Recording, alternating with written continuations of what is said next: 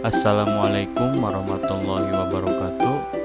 Yang terhormat Ibu Citnya Anissa, RPSPD, MPDE, selaku dosen pengampu mata kuliah Teori Ekonomi Mikro. Sebelumnya, perkenalkan, nama saya Andi Nugraha dari Prodi Akuntansi. Di video ini saya akan membahas teori ekonomi mikro. Pokok pembahasan. Yang pertama, konsep dasar ilmu ekonomi. Yang kedua, masalah pokok ekonomi. Yang ketiga, konsep permintaan. Yang keempat, konsep penawaran. Yang kelima, keseimbangan pasar. Yang keenam, elastisitas permintaan. Yang terakhir, elastisitas penawaran.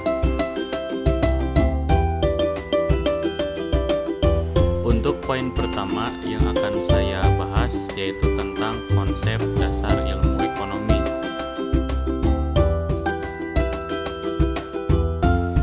Kata ekonomi berasal dari bahasa Yunani yaitu oikonomia yang berarti manajemen rumah tangga. Asal kata oikos yang berarti keluarga atau rumah tangga dan nomos yang berarti peraturan, aturan, atau hukum. Oikonomia diartikan sebagai aturan masyarakat, sebagai hukum kodrat yang menetapkan rumah tangga yang baik. Ilmu ekonomi seperti dikemukakan oleh Bapak Ilmu Ekonomi, Smets mendefinisikan ilmu ekonomi secara sistematis, mempelajari tingkah laku manusia dalam usahanya untuk mengalokasikan sumber daya yang terbatas guna mencapai tujuan. Poin yang kedua yaitu masalah pokok ekonomi. Masalah pokok ekonomi adalah masalah yang muncul ketika sumber daya yang digunakan terbatas untuk memenuhi permintaan. Masalah ekonomi ini akan selalu muncul dalam kehidupan sehari-hari. Intinya adalah kebutuhan dan kebutuhan manusia begitu banyak dan tidak terbatas. Pada saat yang sama, ketersediaan sumber daya yang diperlukan tidak dapat memenuhi permintaan ini. Contoh masalah ekonomi. Seperti telah disinggung sebelumnya, tunjangan bulanan yang selama ini kurang juga menjadi contoh masalah ekonomi dalam kehidupan sehari-hari. Contoh lainnya adalah keterbatasan sumber daya alam yang dapat memenuhi kebutuhan masyarakat. Misalnya, Anda pasti pernah mendengar berita tentang kekurangan beras di Indonesia. Beras merupakan kebutuhan pokok sebagian besar masyarakat Indonesia. Jika kebutuhan dasar langka, apa yang akan terjadi dengan Anda? Nah, ketimpangan antara kebutuhan beras masyarakat dengan sumber daya yang mereka miliki pasti akan menimbulkan masalah ekonomi.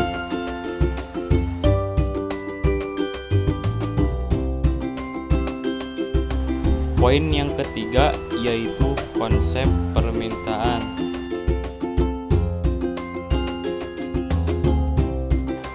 Permintaan adalah jumlah barang atau jasa yang ingin dan mampu dibeli seseorang atau individu pada berbagai tingkat harga dan pada waktu tertentu. Para ekonom dalam kajiannya membagi dua kelompok permintaan konsumen sehubung dengan perilaku konsumsinya, yaitu yang pertama, kelompok permintaan fungsional adalah kelompok konsumen yang meminta barang karena fungsinya. Yang kedua, kelompok permintaan non-fungsional atau permintaan tidak rasional, yaitu permintaan yang bersifat tidak direncanakan atau impulsif, spekulatif, dan permintaan yang mempengaruhi efek daya guna barang. Kurva permintaan. Kurva permintaan adalah suatu kurva yang menggambarkan sifat hubungan antara harga suatu barang tertentu dengan jumlah barang tersebut yang diminta para pembeli, yang melambangkan skedul atau permintaan. Dalam gambar kurva permintaan terdapat dua sumbu, yaitu sumbu vertikal dan horizontal, yang mempunyai fungsi yang berbeda. Lebih jelasnya dapat dilihat pada contoh kurva permintaan terhadap es krim di samping ini. Poin yang keempat yaitu konsep penawaran. Dalam ilmu ekonomi, penawaran diartikan sebagai jumlah barang dan jasa yang dipasok oleh produsen ke pasar atau konsumen, baik berupa barang maupun jasa pada berbagai tingkat harga dalam periode waktu tertentu.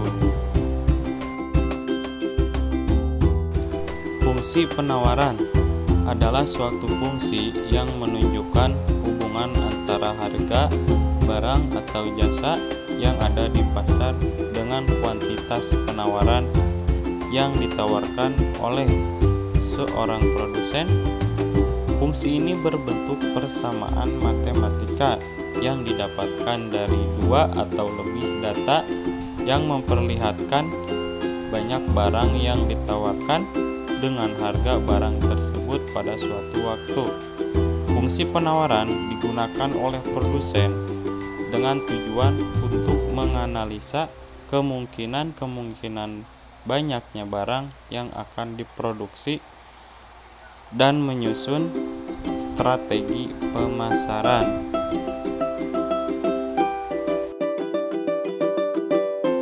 Kurva penawaran atau supply curve adalah kurva yang menggambarkan hubungan antara harga dengan jumlah barang yang dijual atau ditawarkan pada masing-masing tingkat harga.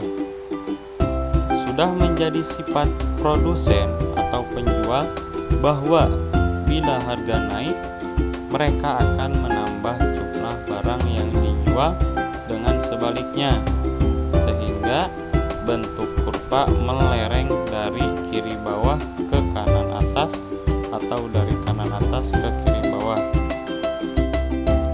Poin yang kelima yaitu keseimbangan pasar.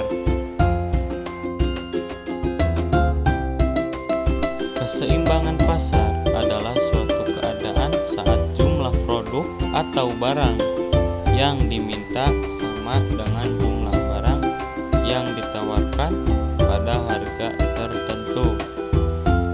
Keseimbangan jumlah produk yang ditawarkan atau harga dari produk yang ditawarkan sama dengan harga produk yang diminta oleh konsumen. Saat itu juga akan terjadi transaksi antara penjual dan pembeli sebab telah terjadi kesepakatan harga dan atau jumlah produk yang diinginkan. Cara mencapai keseimbangan pasar. Yang pertama, untuk mencapai sebuah keseimbangan atau pemerintah berperan dalam hal itu dengan mengeluarkan beberapa kebijakan di bidang perekonomian. Salah satunya kebijakan tersebut adalah hal penetapan harga. Yang kedua, penetapan harga adalah keadaan yang diwajibkan pedagang untuk menjual barang dagangannya dengan harga misti atau harga pasar. Oleh karena itu, pemerintah harus menetapkan harga minimum dan harga maksimum.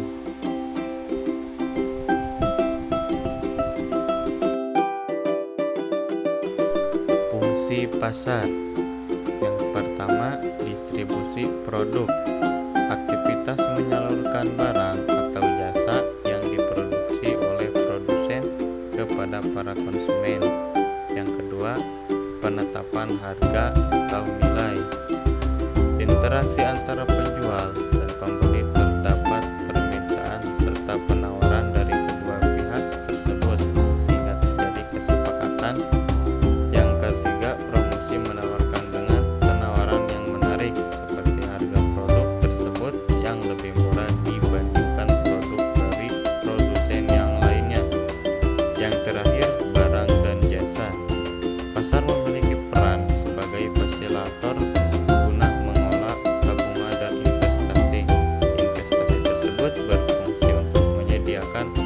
barang serta jasa dibutuhkan pada masa yang akan datang. Kurva keseimbangan pasar. Contoh, diketahui fungsi permintaan pada suatu pasar sebagai berikut. QD sama dengan min 4P plus 1100. Kemudian fungsi penawaran didefinisikan QS sama dengan 6P dikurangi 150. Buatlah kurva dan tentukan keseimbangan harga pasar dan fungsi tersebut. Pembahasan. Keseimbangan dalam harga pasar diperoleh saat QD sama dengan QS. Oleh karena itu bisa dibentuk persamaan QD sama dengan QS. Min 4P plus 1100 sama dengan 6P min 150 min 4P min 10P sama dengan min 150 kurangi 1100 dikurangi 10P sama dengan min 1250P sama dengan 125. Jadi harga keseimbangan pasar adalah 125. Untuk menggambarkan kurva, kita akan cari Q masing-masing pada saat harga keseimbangan 125. Caranya dengan memasukkan nilai P pada keseimbangan pada masing-masing fungsi permintaan dan fungsi penawaran. Contoh pertama, QS sama dengan 60P kurangi 150 sama dengan 60 dalam kurung 125 dikurangi 150 sama dengan 600. Yang kedua, QD sama dengan min 4P plus 1100 sama dengan min 4 dalam kurung 125 plus 1100 sama dengan 600. Jadi nilai produk saat keseimbangan pasar adalah ketika permintaan dan penawaran berjumlah 600. Nah, di sini ada diagram kurva keseimbangan pasar, teman-teman bisa lihat nih. Untuk poin ke-6 yaitu elastisitas permintaan. Elastisitas permintaan atau disebut juga price elasticity of demand adalah sebuah perhitungan terhadap pengaruh jumlah permintaan akibat pengaruh terhadap permintaan karena perubahan suatu harga barang atau perbandingan perubahan jumlah ketersediaan suatu barang yang diminta oleh konsumen sebagai akibat dari persentase perubahan barang yang ada di pasaran. Hukum permintaan di mana jika suatu barang menjadi naik, maka kualitas suatu barang akan menjadi turun, dan apabila harga suatu barang turun, maka kualitas barang yang tersebut akan naik. Rumus elastisitas permintaan yaitu ED sama dengan delta Q per delta P dikali P per Q, atau ED persentase delta Q per persentase delta P. Keterangan delta Q adalah jumlah perubahan terhadap permintaan. Yang ketiga, P adalah perubahan suatu harga barang, P harga awal, Q jumlah permintaan awal, ED adalah elastisitas permintaan.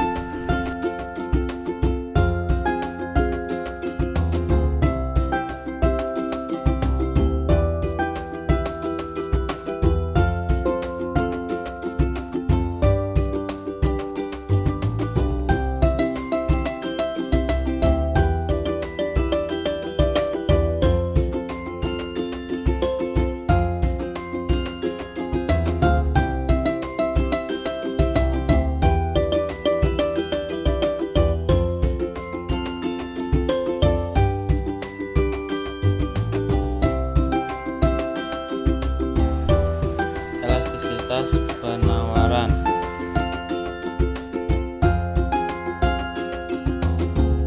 Elastisitas penawaran atau elasticity of supply merupakan ukuran yang menggambarkan supply di mana kuantitas yang ditawarkan akan mengalami perubahan sedang sebagai akibat perubahan harga. Elastisitas penawaran menunjukkan persentase perubahan kuantitas yang ditawarkan sebagai akibat perubahan harga sebesar 1%. Fungsi elastisitas penawaran. Fungsi penawaran menggambarkan hubungan yang terdapat antara harga P suatu barang dengan jumlah yang akan dijual QS. Secara teknis, hal ini dapat dituliskan sebagai berikut. QS sama dengan F dalam kurung P. Jika harga pasar tinggi, para penjual akan bersedia menjual lebih banyak daripada harga rendah, tetapi tidak setiap barang dapat segera ditambah jumlahnya. Untuk mengukur cepat lambatnya jumlah yang ditawarkan atau QS disesuaikan dengan perubahan harga menggunakan pengertian elastisitas penawaran atau elasticity of supply. Jenis elastisitas penawaran atau supply. Elastisitas penawaran menggambarkan pengaruh dari harga suatu barang terhadap jumlah yang akan dijual. Jika kenaikan harga barang dibarengi dengan peningkatan barang yang ditawarkan, maka kejadian penawaran ini disebut dengan elastis. Dan begitu sebaliknya, elastisitas penawaran dapat dibagikan menjadi 5 macam, yaitu penawaran elastisitas sempurna, yang kedua penawaran elastis, yang ketiga penawaran elastisitas sempurna, yang keempat penawaran tidak elastis atau inelastis, yang terakhir penawaran inelastis atau sempurna.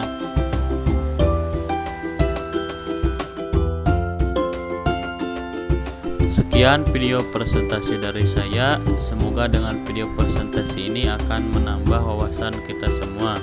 Dan apabila ada tutur kata yang kurang berkenan di hati, mohon untuk dimaafkan karena saya masih dalam tahap proses pembelajaran. Saya Andi Nugraha, terima kasih. Wassalamualaikum warahmatullahi wabarakatuh.